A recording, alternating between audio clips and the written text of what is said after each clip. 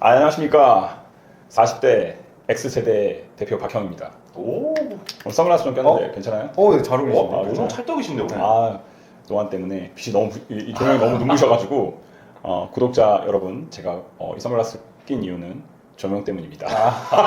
마침 또 조명 때문입니다. 네, 스타일도 잘 어울리셔가지고. 나름 괜찮은 것 같더라고요 이게. 네. 왠지 근데 이 검정색 선글라스를 끼니까 왠지 꼰대 느낌도 들어가지고. 네, 전혀. 괜찮습니까? 괜찮아, 너무 네. 앞으로 이 컨셉으로? 선글라스 캐릭터. 좋습니다. 3프로TV에 어떤 한 분이 떠오르네요. 거기에도 계시죠? 네. 그 캐릭터 네. 분이. 모두 언젠가 3프로TV처럼 그렇죠. 그래서 너무 좋겠네요. 네. 오늘 주제를 정했어요. 오늘 주제는 네. X세대에 관련된 얘기. X세대. X세대. 오랜만이네요. 네. 요즘 MG 해가지고 X세대가 좀 Z까지 많이 잊혀졌는데. 네. X세대가 이 1970년대생 네. X세대거든요. 네. 1970년생부터 1980년생까지 이 구간이 X세대인데 이 X세대가 요새 당황하고 있어요. 여러 가지로 많이 힘든 상황 가운데 있습니다. 이 어떤 상태인지를 제가 통계를 좀 알아봤어요. 네. 통계. 네. 1차적으로 이 통계청 기준으로 우리나라 통계청 기준으로 2022년 기준으로 소득의 정점 나이가 만 43세입니다. 그러니까 우리나라 나이로 따진다면 44세, 45세 요 나이가 소득의 정점이에요. 네. 그러니까 지금의 딱 X세대죠. 네. 예. 그리고 28세부터 61세까지가 소득 흑자 구간이에요. 통계청 자료는. 네. 근데 가장 적자가 몇 살 거 아니야? 맞춰보세요. 가장 적자 구간이. 그 이후인가요? 그 전입니다. 그 전이요? 그 전이요. 네. 만 17세예요. 17세. 왜냐면 네. 고3, 네. 고3 나이, 네. 학원비, 등록금, 너무 입학금 예. 요 때가 가장 힘든 대학생활까지. 대학생까지 커버링이 돼야 된다니까. 네. 우리나라 사교육비가 엄청 심한 적이 딱 드러나는 거죠. 실제적으로. 예. 근데 돌이켜보면 지금 X세대는 다 거의 학부모거든요. 네. 그러니까 그 학부모들이 대부분 다 학원을 보낼 거 아닙니까? 네. 그러니까 이 사교육 비용도 만만치가 않은 나이예요. 어. 그러니까 엄청나게 이 비용이 많이 들어가는데 또 뭐가 있냐면 부모님을 봉양하는 그것까지. 예, 부모님이 대부분 다 은퇴하시거나 네. 일을 하시더라도 그렇게 소일거리로 하시지 네. 뭐 이렇게 정규직으로 일하는 나이가 아니기 때문에 네. 병원비라든지 부모님에 대한 비용이 많이 들어가는 나이입니다. 되게 이게 그래서 X세대가 지금 제일 노후 준비가 안 되고 있어요. 네. 제일 노후 준비가 안 된 세대가 X세대예요. 네. 아이러니하게 그 전 세대 있죠. 네. 베이비 부모 세대는 노후 준비가 좀 돼 있어요. 오. 왜 그럴까 이렇게 생각해 봤는데 뭘 것 같아요? 부동산? 맞아요. 박수 한번 쳐주시죠. 부동산. 와. 자산이 뛰어버린 거거든요. 그렇죠.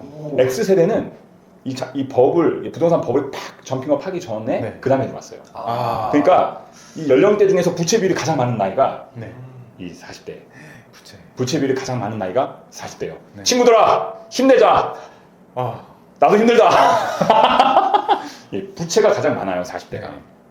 그러면 가장 많은 자산을 가지고 있는 연령대가 그 위에.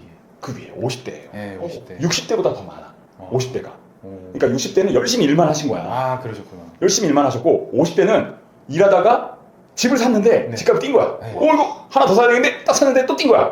그리고 40대는 집을 사니까 돈 버네? 추격 매수를 한 거죠. 근데 그게 그렇죠. 되진 않은 거예요. 그렇죠. 그러니까 아무래도 이 부동산 버블의 최대 수혜자는 50대인 거죠. 네. 그러니까 어떻게 보면 앞으로 우리나라에 있어서 가장 많은 부를 구축하고 있을 연령대는 지금 50대. 10년 후에는 60대가 되는 거죠. 그 계속 나이가 올라가는 거죠. 이게 놀라운 게 근데 네. 일본이 딱 그래요. 일본. 내가 일본 2008년에 조사했었을 때 네. 그때 일본 재산에 네. 상당수 많은 그 비율을 가지고 있는 그러니까 가장 부유층이 60대 이상이다. 2008년이니까 네. 근 16년 전이잖아요. 네. 그러니까 우리나라하고 일본하고 거의 20년 차이를 따라가고 네. 있다는 게 딱 보이는 거죠. 딱 그러네요, 진짜. 그렇죠. 그러니까 이게 이 40대가 그래서 굉장히 그 좀 버거운 낀 세대로서 살아가고 있어요. 여기서 좀 제가 이제 한 가지 또 이제 알아본 게 있어요. 네. 우리나라의 평균 자산이 얼마일까요? 가구당. 인당이 아니에요. 가구당. 한 가구당 네. 평균 자산 네. 없는 사람까지 이렇게 하면 대가. 한 어바웃으로.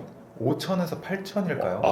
5억 2천만 원이에요. 그 생각보다 많이 가구당이 중요한 건 가구당.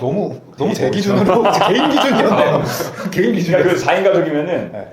그래서 4명이 소득이 다 있고 재산이 있으면 다 한가구로 이렇게 포함이 되겠죠. 네. 이런 거죠. 근데 거기 부채까지 포함돼요. 근데 순자산은 한 4억 정도 된다고 봐야 돼요. 네. 네. 근데 이제 그거는 평균의 한정이잖아요. 네. 많이 가진 사람 있고 네. 좀 없는 사람 있고 네. 합산해가지고 평균을 했으니까 네, 그러면 이게 중간 정도, 이 중간 정도를 한 2억에서 2억 5천 정도 보는 네. 거죠.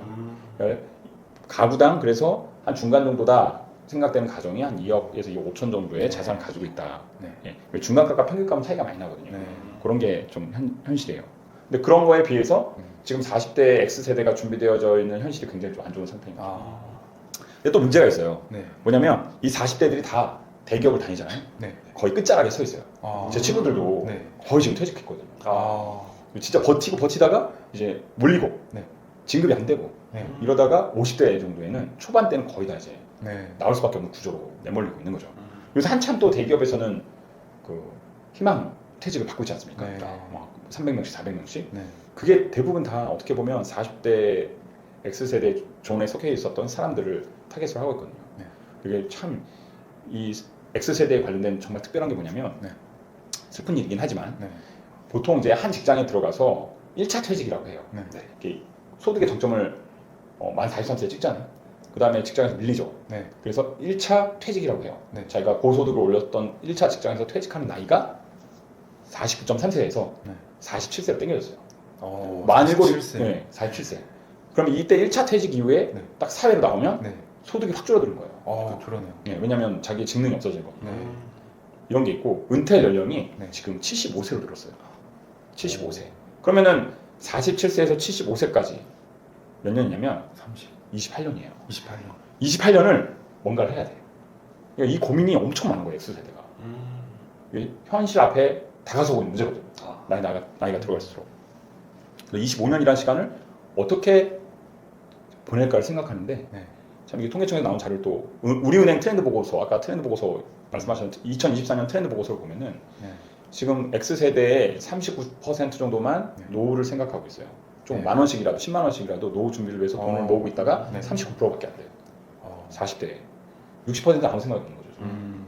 근데 일할 수 있는 그런 퇴직 시간은 점점 다가오고 줄어들고 있는데 네. 그 이후로 어떻게 보면은 20몇 년간은 또 세컨 잡을 찾아야 되는데 네. 이런 준비가 너무 안 돼 있는 거죠. 그래서 지금의 40대 X세대가 굉장히 지금 힘든 상황이라고 볼 수 있는 거예요. 아. 근데 이런 상황에서 제가 40대들한테 말씀드리고 싶은 게 있어요. 당장 준비해라. 첫 번째, 당장 준비해라. 이 영상 보고 계시는 분들은 당장 준비하셔야 돼요. 그냥 다음에 하지 이거 시간이 없어요. 뭘 준비하느냐? 내가 할 수 있는, 혼자서 할 수 있는 게 무엇인지를 준비해라. 뭔가 기술 같은 걸 배운다든지 이런 것들도 보면 5년 정도 준비가 돼야 돼요. 그래요? 닥쳐서 하는 게 아니라 취미로라도 학원이라도 다녀서 좀 주말에 뭔가를 해보든지 이런 것들을 통해서 5년가량의 준비가 돼 있어야지만 딱 이제 퇴직 시점이 다가왔을 때 네. 스위치오프가 가능하거든요. 근데 닥쳐서 하려고 하면은 이게 되지가 않아요. 마음도 준비가 안 되고 불안하기도 하고 시간에 쫄리다 보면은 네. 굉장히 그런 어떤 상황 가운데 심리적으로 무너질 수 있거든요. 네. 그래서 대부분의 이 은퇴에 관해서 소개하신 분들은 다 뭐라고 말하냐면 한 5년 정도의 시간을 두고 준비하라고 얘기를 하고 있어요. 저도 지금 준비를 해야 되는 거죠. 네, 저도 준비를 해야 됩니다. 5년. 좀 약간 기술직의 이런 준비를 좀 공부하고 막 이런 게 필요한 건가요? 그렇죠. 그런 것도 있고 네. 어떤 사람은 뭐 다른 걸 준비할 수 있는데 저 같은 경우에는 약간 노인 연구 전문가가 이런 게 좀 비전이 가지고 있어요. 오. 그래서 그런 걸로 준비를 이제부터 해나가야겠다. 이런 다음에 생각이 있어요. 그것도 소개 한번 해주시면 좋을 네. 것 같아요. 저 모르겠어요 아직. 그렇죠. 아무래도 이제 앞으로는 초고령화 사회를 살아가야 네. 되니까 네. 이런 많은 고령층들에 대한 사회 서비스가 많이 필요하거든요. 오. 근데 그런 부분에 있어서 해야 될 역할들이 있지 않을까. 참 의미도 있고 네. 소득보다는 뭔가 일할 수 있는 자리를 오래 가지고 있다는 것 자체가 큰 의미가 있으니까 네. 그런 걸로라도 준비를 해보려고 생각하고 있어요. 영상 보고 계시는 분들도 정말 생각해 보셔야 됩니다. 그래서 내가 원하고 나하고 맞는 게 무엇인지를 잘 생각해 봐서 지금부터 순차적으로 준비해 가기를 당부를 드릴게요. 네. 그리고 두 번째로는 네. 자녀들한테 너무 돈 쓰지 마세요. 어. 자녀들한테 돈 쓰는 것처럼 제일 어리석은 게 없습니다. 저는 개인적으로 학원 안 보내니까 네. 학원 보내는 차라리 저축하십시오. 어. 대학교 좋은 데 나와봤자 별일 없어요 앞으로. 이제 명문대 아닌 이상. 그렇죠. 네. 그러니까 뭐 명문대 나와도 나와도. 그렇죠. 그러니까 다들 의대 몰리는 이유가 있죠. 그래요. 그러니까 앞으로는 자녀보다는 노후를 좀 봉양하는 쪽으로 가야 됩니다. 그래서 학원비 좀 줄이고 네. 노후를 위해서 자산을 형성해서 건강한 노후를 보내야지 자녀들에게 가장 큰 선물을 주는 거죠. 그러니까 그런 관점으로 사교육 비용을 줄여야 된다. 네. 물론 이제 먹는 거야 입히는 거야 부모님 판단할 수 있지만 사교육 비용은 대중이 없어요. 네. 쓰려면 한도 끝도 없거든요. 네. 근데 줄이려면 또 과감하게 줄일 수 있는 영역이기도 해요. 그래서 자녀와 함께 좋은 시간 보내고 사교육 비용을 줄여라. 세 번째 마지막 조언 드리는 건데 네. 건강 잘 챙기셔야 합니다. 건강. 진짜 건강 잘 챙기시지 않으면 네. 아무 소용이 없어요. 그러니까 스트레스 받지 말고 좀 다소 좀 무리하게 일하거나 그러지 말고요. 리듬을 잘 타서 건강을 잘 지키는 게 지금 같은 100세 시대 그리고 경기 침체기에 있어서 가장 중요한 자산은 건강입니다. 네. 이렇게 세 가지 좀 말씀드리고 싶어요. 아, 이상 우리 X세대 40대 분들 위기가 있지만 이 세 가지 명심하시면 충분히 극복하고 앞으로 나아갈 수 있을 거라고 믿고요. 앞으로 좀 제가 40대 50대 관련된 영상 많이 좀 준비하도록 하겠습니다. 예. 잘 봐주세요. 이상 박형이었습니다. 네. 굿바이 할까요? 네. 예, 하나 둘 셋 굿바이 필리맨.